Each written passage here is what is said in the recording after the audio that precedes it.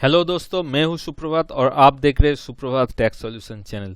दोस्तों, आज जो मैं वीडियो बनाने जा रहा हूं ये बहुत ही एक तो इम्पोर्टेंट सर्कुलर जो कि इनकम टैक्स सीबीडीटी द्वारा निकला है और ये निकला है दो सेक्शन रिलेटेड। ये है 206 AB एंड 206 CCA जो कि दो ही रिलेट करते हैं टीडीएस और टीसीएस सेक्शन को।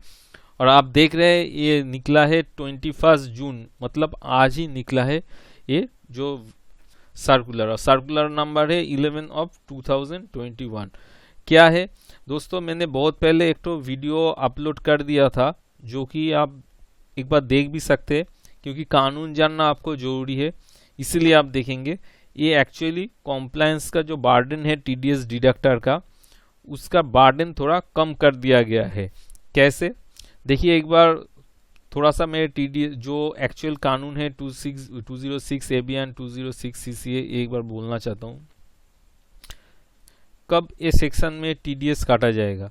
देखिए, जब आपका जो डिडक्टी होगा, यानी आप जिससे टीडीएस काटेंगे उनका लास्ट 2 इयर्स का, लास्ट 2 इयर्स मतलब 18-19 और 19-20 फिनेंशियल ईयर का उनका इनकम टैक्स रिटर्न जमा नहीं हुआ है, और उनका जो टीडीएस अगर वो 18-19 और 19-20 फिनेंशियल ईयर में 50,000 के ऊपर डिडक्ट ऑलरेडी होके रखा है, ये क्राइटेरिया फुलफिल करना होगा। जो डिडक्टी है उनका 18-19 और 19-20 50,000 करके उनका टीडीएस ऑलरेडी डिडक्ट हो चुका है, उसके बावजूद उन्होंने इनकम टैक्स रिटर्न फाइल 2 साल का किया नहीं, तब आपको क्या करना है? आपको हायर रेट पे टीडीएस काटना होगा। हायर रेट मतलब क्या है? मान लीजिए 1% या फिर 2% है टीडीएस उनका, तो आपको क्या करना है? उसका डबल कैलकुलेट करना है। मतलब 2% का कितना होगा डबल? 4%। या फिर 1% का कितना होगा? 2%। तो मतलब डबल 1 का 2, 2 का 4 हो जा रहा है। तब आपको काटना क्या है? 5% काटना है। डबल 4 हो रहा है या फिर डबल 2 हो रहा है, लेकिन फिर भी आपको 5% ही टीडीएस काटना है। और अगर दिखा जाए कि आपका जो टीडीएस काटना होगा किसी पर्सन से 10%, एक्चुअली उनका जो सेक्शन है काटने का वो 10% होना चाहिए। जैसे 194H, 194J, ये सब जो सेक्शन होता है इसमें 10% होता है, तब उसका डबल कितना होता है?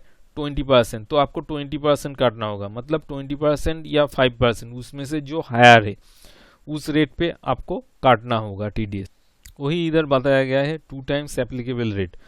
तो अभी प्रॉब्लम यही है कि इसके लिए आपको पता कैसे चलेगा, जो कि सबका क्वेश्चन था, पता कैसे चलेगा कि उन्होंने इनकम टैक्स रिटर्न जो मेरा डिडक्टी है जिससे मैं टीडीएस काटूंगा वो 2 साल का रिटर्न भरे कि नहीं भरे, और उनका जो 50,000 का टीडीएस डिडक्शन वो भी कंप्लीट हो गया कि उसके नीचे है या उसके ऊपर है, वो मुझे कैसे पता चलेगा? तो इसीलिए आपको क्या करना था? एक तो डिक्लेरेशन लेना पड़ता था। यही जो मैंने ये डिक्लेरेशन ऑलरेडी मैंने आप लोगों को मेरा वीडियो में दिखा दिया, आप देख भी सकते। ये डिक्लेरेशन आपको देना होगा वो डिडक्टी को।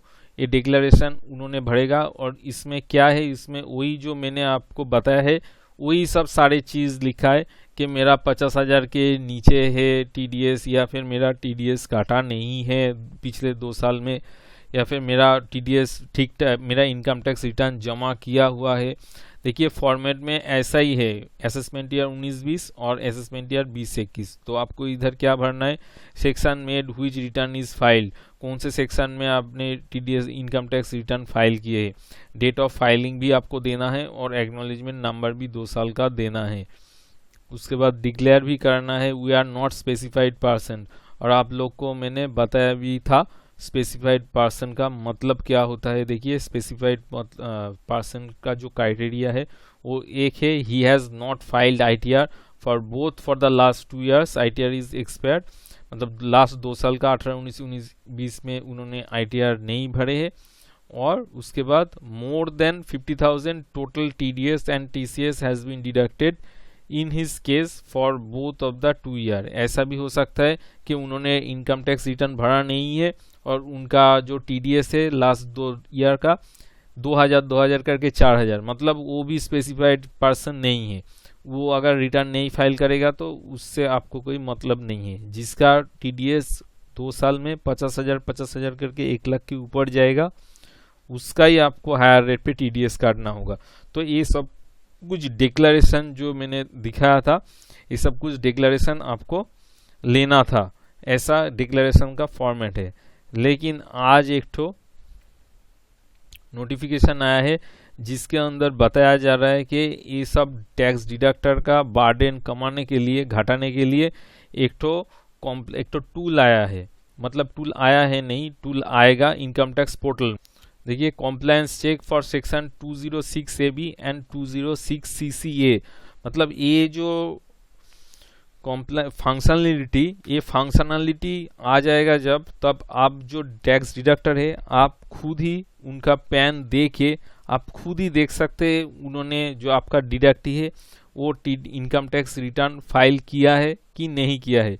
उनका जो टीडीएस है लास्ट 2 इयर्स में 50,000 के ऊपर है या 50,000 के नीचे है, आप खुद ही देख सकते हैं। आपको कोई डिक्लेरेशन लेना नहीं होगा। ये डिक्लेरेशन वाला जो पार्ट है ये पूरी नहीं लगेगा, क्योंकि आपको डिक्लेरेशन क्यों चाहिए कि आपको पता नहीं है इसलिए चाहिए। लेकिन अगर एक तो फंक्शनलिटी आ जाता है आपके इनकम टैक्स पोर्टल में, तो आप डिक्लेरेशन क्यों लेंगे? आप तो उनका जो डिडक्टी है उनका पैन नंबर दे के आप खुद ही देख सकते हैं। एक बार देख लीजिए, this functionality is made available through reporting portal of the income tax department. The tax deductor और the collector can feed the single PAN और मल्टीपल पैन यानी bulk search of the deductee or collectee and can get a response from the functionality if such deductee or collectee is a specified person। मतलब आप जब pan डालेंगे आपका deductee का, तब अगर डिडक्टी स्पेसिफाइड पर्सन होगा, स्पेसिफाइड पर्सन मतलब कौन सा, जो मैंने बताया एक 50,000 के ऊपर लास्ट 2 इयर्स उनका टीडीएस काटा था किसी ने, या फिर उन्होंने लास्ट 2 इयर्स रिटर्न फाइल नहीं किया, ऐसे लोग के स्पेसिफाइड पर्सन बताया जा रहा है। अगर उनका वो पैन स्पेसिफाइड पर्सन के अंदर आ जाता है तो for pan search response will be visible on the screen which can be downloaded in the PDF format. मतलब जो स्पेसिफाइड पर्सन होगा उसका सब कुछ दिखाई देगा, जो रिपोर्ट दिखाई देगा, और उसके बाद वो पीडीएफ फॉर्मेट में डाउनलोड भी होगा। फुल स्टॉप देखिए, फॉर बल्क सर्च, आप बल्क सर्च मतलब बहुत सारे पैन एक साथ डाल भी सकते हैं और उसका जो रिपोर्ट भी आप एक साथ ले सकते हैं। Response would be in the form of downloadable file which can be kept for record. आपके रिकॉर्ड के लिए वो फॉर्म डाउनलोड करके, मतलब पीडीएफ फॉर्मेट में आप डाउनलोड करके आप रख भी सकते हैं अपने रिकॉर्ड के लिए। और इसमें एक तो आपको एग्जाम्पल भी दिया है इस सर्कुलर में कि मान लीजिए किसी डिडक्टर का वेंडर है 10,000 और उनको क्या करना है, 10,000 का पूरा बल्क में सर्च करना है, एक बार ही सर्च करना है। पूरा साल में फिनेंशियल ईयर जब शुरू होगा तब एक बार ही सर्च करना है। उसमें सर्च करने से उनका जो लास्ट फिनेंशियल ईयर का 2 ईयर का रिपोर्ट आ जाएगा। कैसे रिपोर्ट आएगा? मान लीजिए 10,000 का सर्च किया, उसमें से 5 specified person, 5 pan specified person के अंदर आ गया। स्पेसिफाइड पर्सन मतलब, फिर और एक बार बोल रहा हूँ, जिसका टीडीएस लास्ट 2 इयर्स में 50,000 के ऊपर काटा है और जिन्होंने लास्ट 2 साल का टीडीएस भी, इनकम टैक्स रिटर्न भी जमा नहीं किया है, वही स्पेसिफाइड पर्सन है। मान लीजिए 10,000 के अंदर 5 स्पेसिफाइड पर्सन है, वो 5 ही शो करेगा, बाकी और कुछ शो नहीं करेगा। तो इसी तरह से वो जो डिडक्टर वाला कंपनी है वो चुन लेंगे ये 5 स्पेसिफाइड पर्सन है, तो इसके ऊपर ही सिर्फ हायर टैक्स जो डिडक्ट करना है। इसके लिए सबके पास से, मतलब 9,995 जो पैन वाला आदमी है उसके पास से कुछ भी नहीं डिक्लेरेशन लेना है, क्योंकि आपके हाथ में जो फंक्शनलिटी वो दिया जा रहा है। बहुत जल्दी ये जो इनकम टैक्स पोर्टल है उसमें आने वाला है। और कानून में तो पहले ही था, specified person shall not include a non resident who does not have a permanent establishment in India. मतलब जो इंडिया का रहने वाला नहीं है, परमानेंट रहने वाला नहीं है, वो स्पेसिफाइड पर्सन के अंदर नहीं आ रहा है। तो ये बहुत ही अच्छा सर्कुलर है जो कि आज निकला है। मुझे बहुत ही अच्छा लगा है। अगर आपको मतलब लगता है कि ये अच्छा इन्फॉर्मेशन है तो आपके दोस्त मतलब वही मैं बोल रहा हूँ, आपका टैक्स कंसल्टेंट दोस्त, आपका अकाउंटेंट दोस्त, उनके साथ शेयर कीजिए, क्योंकि ये बहुत बड़ा बर्डन था सबके लिए, बहुत बड़ा चिंताजनक बात था कि हर एक वेंडर के पास से मुझे डिक्लेरेशन लेना पड़ेगा, और डिक्लेरेशन लेना मतलब आसान बात नहीं होता है। सबके पास से साइन करके लेना और सबको सवाल जवाब देना और सबको समझाना पड़ता है, तभी जाके वो लोग देने के लिए राजी होता है।